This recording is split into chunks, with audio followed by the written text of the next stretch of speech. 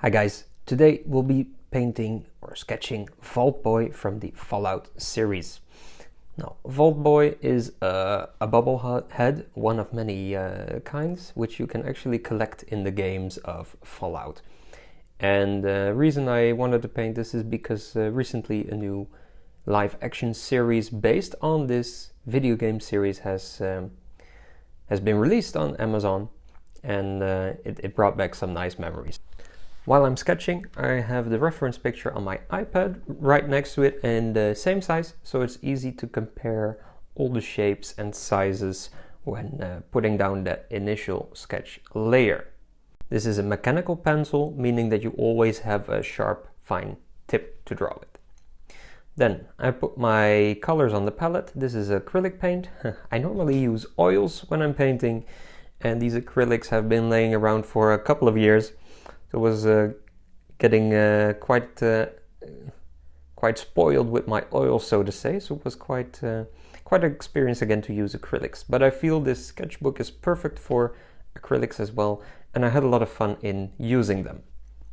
So just wetting the brush and starting with the darkest parts. I'm using various types of blue. I have a ultramarine blue and primary cyan, which is a lighter blue. Of course, also there's white on the palette to brighten it up even more. And I have a bunch of yellows on there as well. We have permanent yellow right there.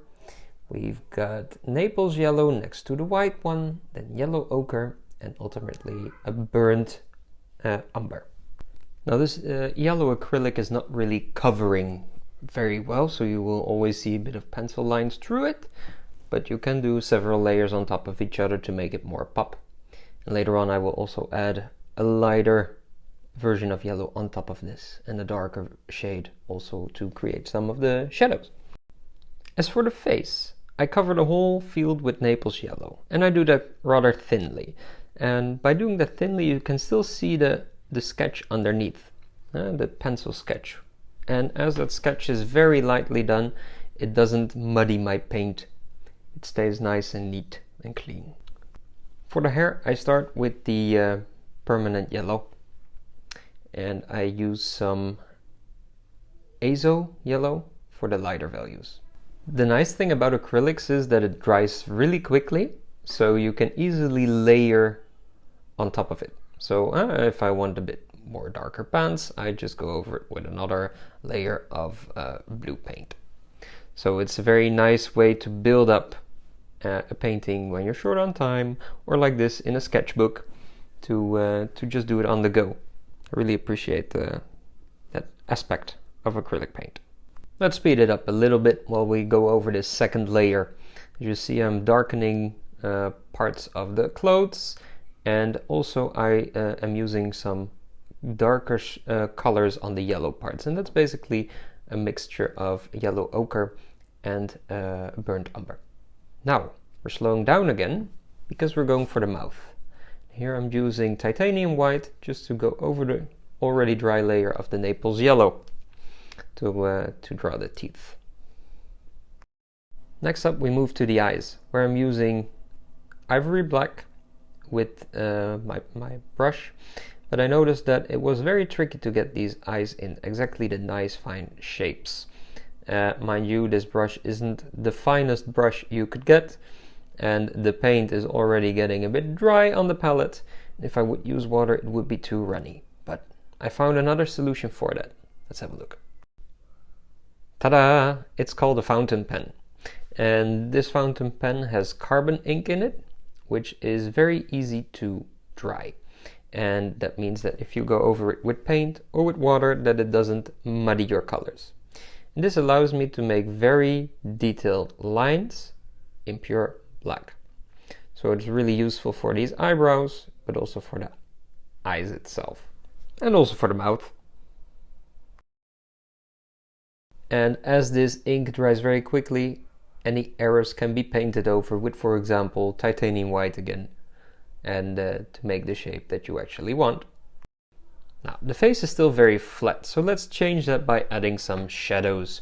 And this is a mixture of the Naples yellow with a touch of yellow ochre and also the burnt umber. Burnt umber is basically a very dark yellow. For example, you would paint a banana for the shadows. I would definitely use burnt umber. So that's a very nice one to mix with your yellows for shadow effects. And also for the shoes, I like to use sharp lines. So here I'm getting out my fountain pen to draw the outline, and then I can go over it with the acrylic black paint or color it in with the fountain pen. It's all up to you, of course.